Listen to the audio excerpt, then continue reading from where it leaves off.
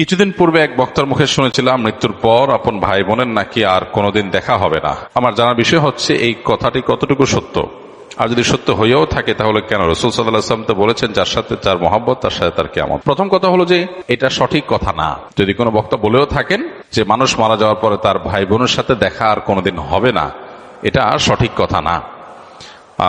কারণ কোরআন হাদিসে কোথাও এরকম কোনো কথা বলা হয়নি যে মানুষের মৃত্যুর পর আর প্রিয়জনের সাথে কখনো দেখা হবে না, বরং এর উল্টাটা আছে।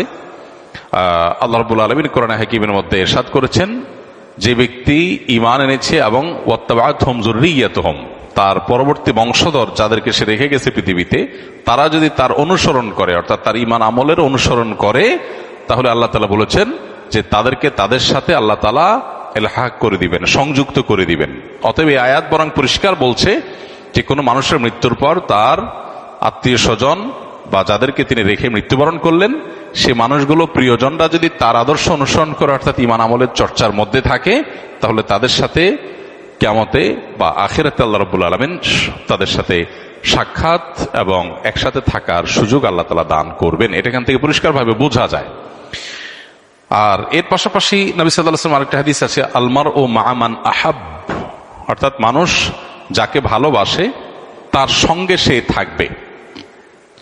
সেটার একটা অর্থ হতে পারে যে একজন মানুষ যখন জাহান্নামী কোনো মানুষকে ভালোবাসবে, আপনি কার ফ্যান, কার ফলোয়ার, কাকে ভালোবাসেন, কাকে অনুসরণ করেন, এটার উপর নির্ভর করে আপনার গন্তব্য। একজন মানুষ যখন কোনো খারাপ মানুষ অনুসরণ করে, তখন তার সাথে কিয়ামত হবে, তার সাথে তার হাসর হবে, সে তার পরিণতি ভোগ করবে। আর কেউ যখন কোনো জান্নাতি মানুষকে ভালোবাসে, জান্নাতি মানুষ অনুসরণ করে, তখন সে তার সাথে জান্নাতে থাকার সুযোগ লাভ করবে। এখান থেকে পরিষ্কারভাবে বোঝা যায় যে কোনো বক্তা যদি এরকম কথা বলেও থাকেন তাহলে এটা সঠিক না। তবে হ্যাঁ, কিয়ামতের পর একজন মানুষ তার প্রিয়জনের সাথে তার সাক্ষাতের সুযোগ হবে না, বা গন্তব্য পৃথক হবে, যখন একজন জান্নাতি হবে আরেকজন জাহান্নামী হবে।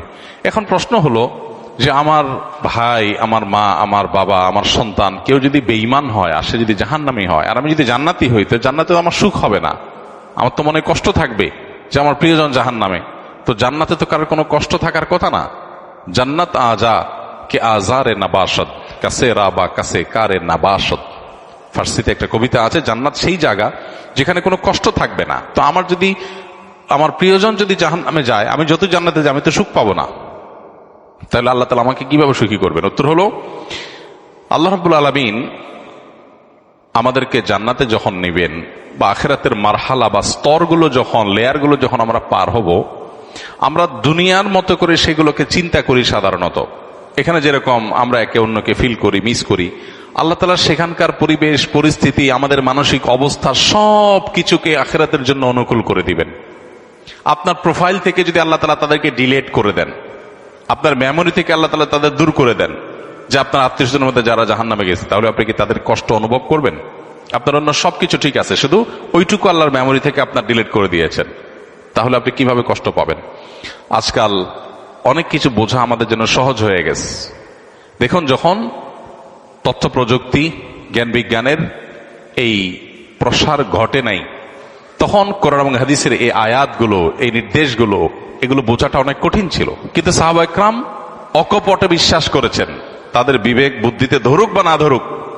আজকে আমরা দেখতে পাচ্ছি দারুণ লজিক সেখানে আছে, যথেষ্ট যৌক্তিক গ্রাউন্ড আছে। আজকে 2025-এর পৃথিবীতে আল্লাহর দ্বীনের অনেক বিষয়, কোরআন এবং হাদিসের অনেক বিষয়, আখিরাতের অনেক বিষয় হয়তো আমরা বুঝে আসছে না। হয়তো সেটা 500 বছর পরের পৃথিবীতে এমন সব আবিষ্কার মানুষ হাজির করবে যেগুলো আমাদেরকে সেসব বিষয়গুলো বুঝতে সাহায্য করবে। তো যে ব্যক্তি নিজের বিবেক বুদ্ধি এবং সমকালীন লজিকের ভিত্তিতে দ্বীনকে বুঝতে চায়, সে গোমরাহ হবে। এটা তার গোমরাহির আলামত। দ্বীনকে বোঝার জন্য কোনো লজিকের আশ্রয় নেওয়া, এটা কোনো বুদ্ধিমত্তার পরিচয় নয়। আমি আল্লাহর কাছে নিজেকে সারেন্ডার করব, কারণ আল্লাহ আমার সৃষ্টিকর্তা। আমি যদি আল্লাহর সব কথার লজিক ধরে ফেলতে পারি, তাহলে আল্লাহ কিসের আল্লাহ হলেন? নাউজুবিল্লাহ।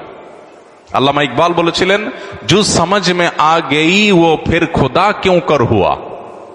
যাকে আপনি বুঝে ফেলেছেন, রপ্ত করে ফেলেছেন, তার সমস্ত নির্দেশের যৌক্তিকতা, যথার্থতা, তার নিষিদ্ধের যৌক্তিকতা, যথার্থতা যদি আপনি ধরেই ফেলেন, তাহলে তিনি আর আল্লাহ হলেন কি? আল্লাহ তো তিনি যার সব আদেশের যৌক্তিকতা আপনার মাথায় ধরবে না। তিনি তো অসীম। আপনি যদি তার সবকিছুকে রপ্ত করে ফেলতে পারেন, তাহলে তিনি সীমিত হয়ে গেলেন। আপনার বুঝে আসছে না, এরকম অনেক বিষয় থাকবে, সেটা স্বাভাবিক। আপনি যার অধীনে চাকরি করেন, আপনার মালিক, কোন অফিসে আপনি কাজ করেন, কোন কোম্পানিতে কাজ করেন, আপনার মালিক আপনাকে অনেক কথা বলে যে কথার যৌক্তিক গ্রাউন্ড আপনি জানেন না। আপনাকে বলছে তুমি এই কাজটা করো, কেন করতে বলছে আপনি জানেন না। আপনার কাছে এর বাহ্যিক কোনো লজিক্যাল কারণ নাই, কিন্তু আপনি জানেন তিনি যেহেতু আমার মালিক, তিনি যেহেতু আমার চাইতে অনেক বেশি বোঝেন, অতএব নিশ্চয়ই তার কাছে কোনো গ্রাউন্ড আছে। বিধায় আমি তার অধীনস্থ হিসাবে শুধু দায়িত্ব পালন করি, হয়তো আমার বুঝে আসবে পরে। একজন গাড়ি চালক, একজন পিয়ন, তাকে বলা হলো যে ফাইলটা তুমি অমুক জায়গায় দিয়ে আসো, আবার নিয়ে আসো, আবার দিয়ে আসো, আবার নিয়ে আসো। তার কাছে মনে হতে পারে এটা তো অনর্থক কাজ, কেন দিয়ে আসছি, কেন নিয়ে আসছি, এর দ্বারা লাভ কি?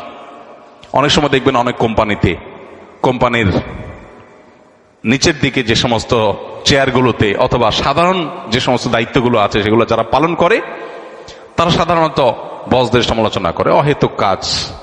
সে বুঝে না কেন তার বস এগুলো বলেছে। বসের সব কিছু যদি তুমি বুঝে যাও তো তুমিই তো বস হয়ে যাবা। তোমার আর মালিকের মধ্যে পার্থক্যটা কি? যে তার সব কথার রহস্য তুমি বুঝবা না, তার যোগ বিয়োগ সব তোমার মাথায় ঢুকবে না, এটাই স্বাভাবিক। তাহলে আল্লাহ তাআলার সব যোগ বিয়োগ, আল্লাহর সব আদেশ নিষেধের যৌক্তিকতা তোমার কেন বুঝতে হবে? এটাই হলো সবচেয়ে বড় বিভ্রান্তি, এটাই হলো সবচেয়ে বড় ইললজিক্যাল, সবচেয়ে অযৌক্তিক কাজ, যে আল্লাহর সব আদেশ নিষেধের যথার্থতা আমার বুঝতে হবে।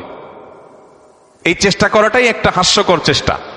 মানুষ হয়ে যদি আমার চাইতে অনেক দূরে থাকা, অনেক উপরে থাকা মানুষের আদেশ নিষেধের যৌক্তিকতা আমি না বুঝি, তাহলে সৃষ্টি হয়ে স্রষ্টার সমস্ত আদেশ নিষেধের যৌক্তিকতা আমার বুঝতে হবে, এটা মোটেও যৌক্তিক কোনো বিষয় নয়। তো যেটা বলছিলাম, যে প্রশ্নের উত্তরে এত কথা বলছিলাম, সেটা হলো যে আখিরাতে আল্লাহ রাব্বুল আলামিন কি করবেন সেটা নিয়ে আপনার আমার টেনশন নাই। আমাদের নাস্তিক বন্ধুদের অনেক প্রশ্ন থাকে, যে প্রশ্ন দেখে সরল মনা বা সংশয়ে ভোগা অনেক মানুষ তারা বিভ্রান্তিতে পড়ে যান, অদ্ভুত অদ্ভুত সব প্রশ্ন করে। ইমানদারের সমস্ত প্রশ্নের কমন উত্তর হলো আমি গোলাম কার? আল্লাহর। আল্লাহ আদেশ করেছেন, আমি তামিল করব। আল্লাহর সমস্ত আদেশ, সমস্ত নিষেধের যৌক্তিকতা বোঝা আমার জরুরি না। আমি যদি তার সব কিছু বুঝেই যাই, তাহলে তিনি আর আল্লাহ হলেন কি? তিনি তো আমার মতো মানুষই হয়ে গেলেন। আল্লাহ তো সে অসীম সত্তা, যার আদেশ নিষেধকে আমার সীমিত বিবেক দিয়ে সবকিছু বুঝবো না, এটি তো স্বাভাবিক।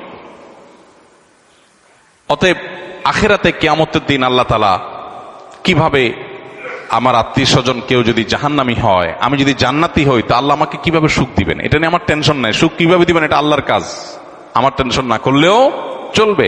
অদ্ভুত অদ্ভুত প্রশ্ন অনেকে করে।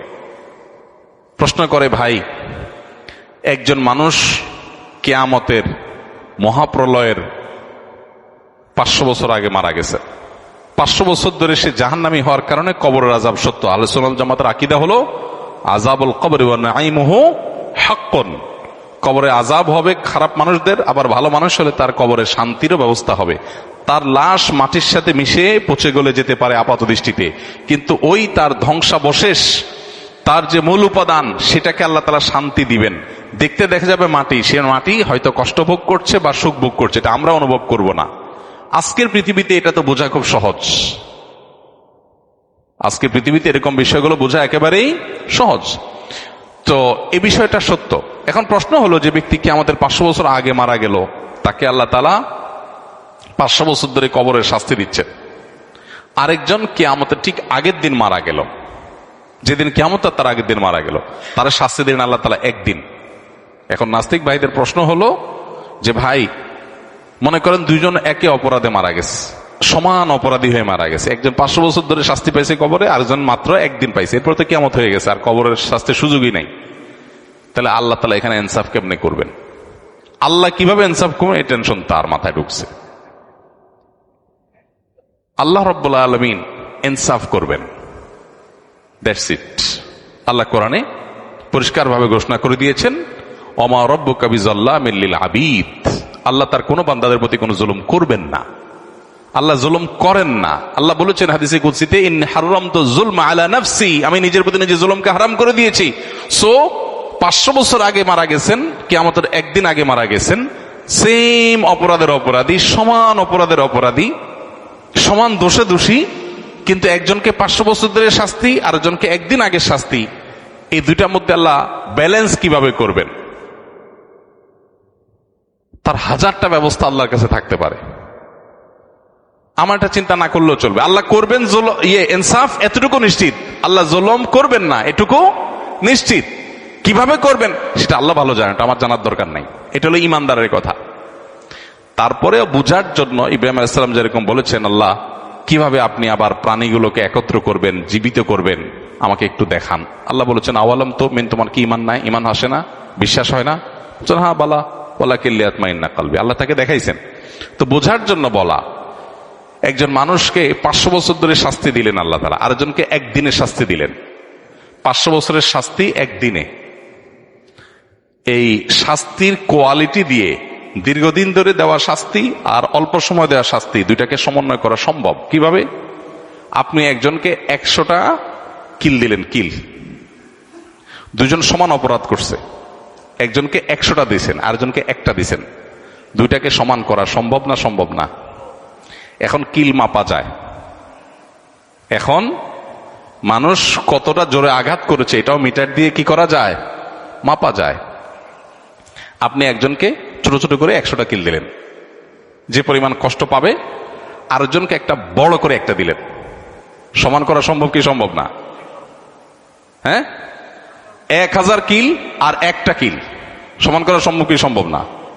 হাতুড়ি দিয়ে এমন ভাবে জোরে দিলেন যেটা একদম নাই হয়ে গেল দুনিয়ার থেকে।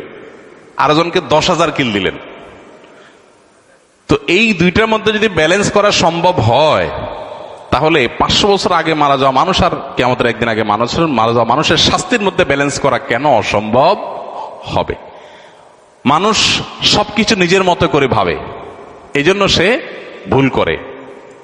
আমি মানুষ, আমার সীমিত শক্তি সামর্থ্য দিয়ে আমি ভাবি, আল্লাহ তাআলা অসীম, অতএব তার দ্বারা অসম্ভব বলতে কিছুই নাই। কিয়ামতের ময়দানের আল্লাহ রাব্বুল আলামিন জান্নাতে আত্মীয় স্বজনকে যেরকম মিলিত করাবেন, আবার জাহান্নামে আত্মীয় স্বজনের রাস্তা ভিন্ন হয়ে যাবে, কিন্তু ভিন্ন হওয়ার কারণে জান্নাতীর কোনো কষ্ট হবে না। সে ব্যবস্থা আল্লাহ করবেন। কিভাবে করবেন আল্লাহ জানেন, কিভাবে করবেন আল্লাহ জানেন। এক লোক প্রশ্ন করেছে, ভাই আমার তো বিড়ি খাওয়ার অভ্যাস আছে, আল্লাহ তো জান্নাতে যা চাইবেন তাই দিবে, তো আমি জান্নাতে বিড়ি খাওয়া ছাড়া তো আমার ভাল লাগবে না। যদি আল্লাহ আমারে জান্নাত দেন, যদি আল্লাহ আমাকে জান্নাত দেন, হতে পারে না যে অনেক গুনাহ করার পর আল্লাহ মাফ করে জান্নাত দিয়ে দিয়েছেন, হতে পারে, ইমানদার হলেই হলো। তো আমি ইমানদার মুসলমান, আল্লাহ আমার সব মাফ করে জান্নাত দিতে পারেন, সুযোগ তো আছে। যদি দেন তো আমার তো বিড়ি ছাড়া ভাল লাগবে না। তো জান্নাতে গেলে আল্লাহ আমারে বিড়ি দিবেন কিনা? দিলে জান্নাতে বিড়ির মতো নোংরা জিনিস থাকলো, দুর্গন্ধ। আবার যদি আল্লাহ না দেন, তাহলে আমার জান্নাতে সুখ হবে কেমনে? তো উত্তর হলো, আপনার অন্তরে যে বিড়ির চাহিদা আছে, এই নোংরামি আল্লাহ তাআলা দূর করে দিবেন, এটা আর থাকবে না আপনার মনে। সম্ভব কি সম্ভব না? সম্ভব, বিভিন্নভাবে সম্ভব। অতএব এই বিষয়গুলোকে আল্লাহ তাআলার উপর ন্যস্ত করা দরকার। আখিরাতের বিষয়গুলোকে আমরা নিজেদের মতো করে ভাবা ভুল।